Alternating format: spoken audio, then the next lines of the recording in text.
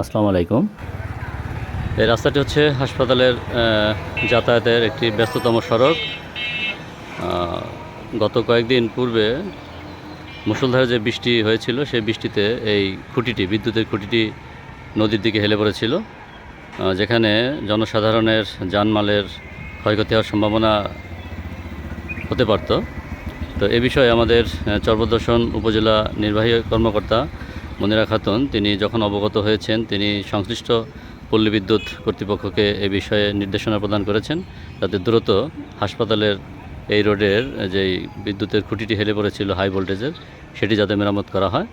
তো গতকালকে সংশ্লিষ্ট পল্লী বিদ্যুতের লোকজন এসে এই খুঁটিটিকে সোজা করেছে।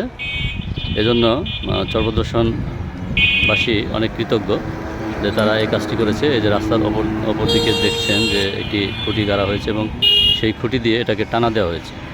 টানা দিয়ে এখন মোটামুটি আপনার ঝুঁকি নেই আর কি, ঝুঁকি নেই বললেই চলে বিষয়টা, যে খুঁটিটি যেটা হেলে পড়েছিল সেটা এখন সোজা হয়েছে।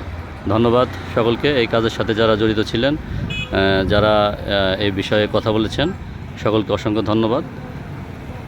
ভালো থাকবেন সকলে।